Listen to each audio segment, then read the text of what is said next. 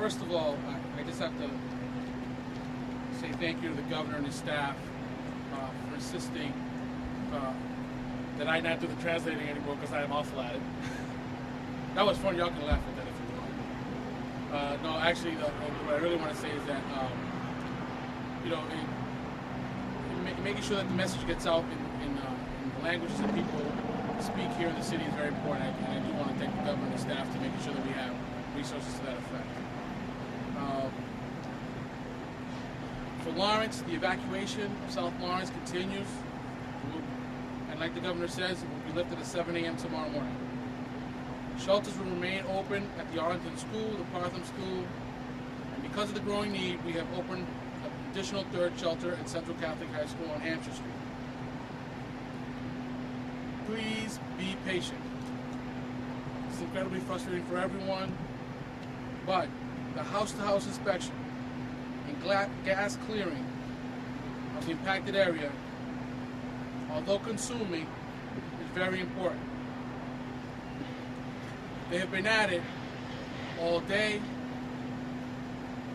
and they're making great progress. Because of this, you will hear reports of lights coming on in neighborhoods across the city, all through the night. Still do not return to your homes before 7 a.m. It would be uncertain for folks on which houses are lit that are also being cleared of gas. Or if a house is dark and it hasn't been lit, and it hasn't been cleared of gas, the danger of going into that home and being there way too long and having a toxic dose of gas is real. So please do not return to your homes before 7 a.m. All along, both Andover and Andover have had different and distinct recovery processes than the city of Lawrence. This is both appropriate and warranted for the reasons I discussed yesterday. Lawrence families affected by this gas disaster will be safest by waiting until 7 a.m. to return to their homes. Because all the houses have not yet been cleared of gas and the gas turned off. Now, of all the people evacuated, we know currently of a dozen families or so that are permanently displaced. We're doing all that we can to provide those families with the resources they need after this disaster ends. Because when we turn the lights on, or tomorrow morning at 7 a.m., most families will be able to go back to their homes. For these dozen or so families, that is not the case. So that's why tomorrow at 1 p.m., at the site of the Arlington School, the site of one of the shelters, we will have, along with the City of Lawrence, along with the support of MEMA, Massachusetts Emergency Management Agency, a housing, recovery, and resource center, focused specifically on those families that have permanent displacement. We know of a dozen. If you are one of those families or know of one of those families that it's not really evident that there has been a disaster in their term permanently, please let us know by calling our office, 978-620-3019. That will be a recording. We're going to check that all the time. Just leave your name, the number, the address of where you were displaced from.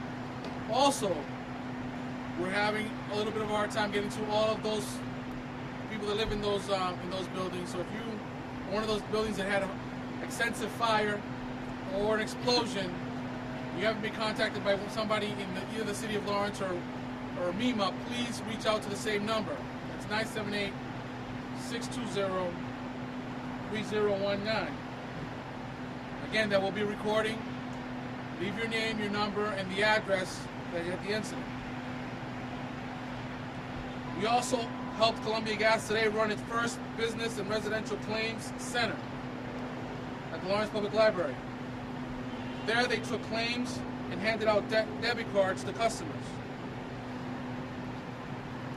Tomorrow it will reopen at 9 a.m., but at a different site across the street at the old high school, right across the street from the library.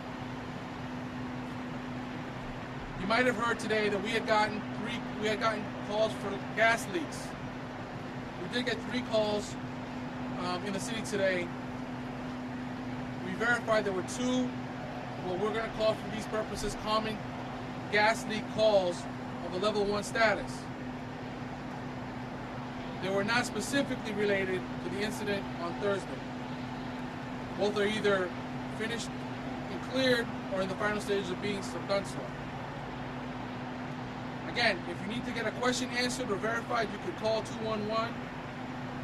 If there's an emergency, you should call 911.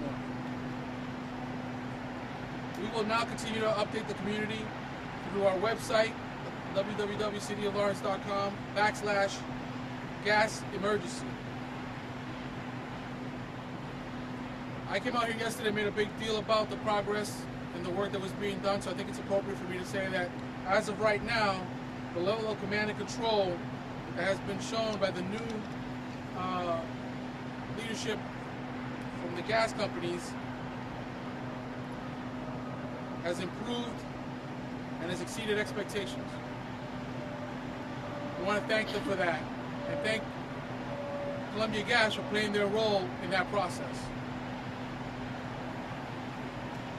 I want to thank everybody else who's helped along the way. I don't want to make it seem like repeating what we've already said, but the state police, Lawrence Police Department, the fire department, they've been on this case since Friday. Everyone that's been helped us, I want to thank you very much.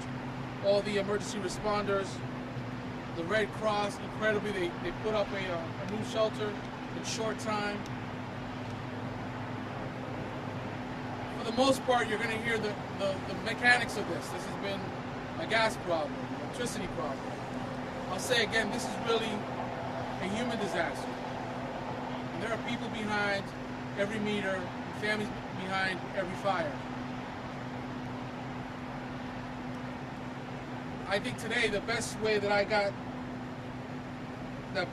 saw that expressed today, it's appropriate to say, if you haven't read Nestor Ramos' account of what happened in Lawrence in the Boston Globe, you should do that. The piece is called Lawrence, The Things They Carry. So tomorrow morning we're going to have a lot of happy families. And I think we're going to be in a safer place. And I just want to end by saying thank you to everyone for all the work. Thanks.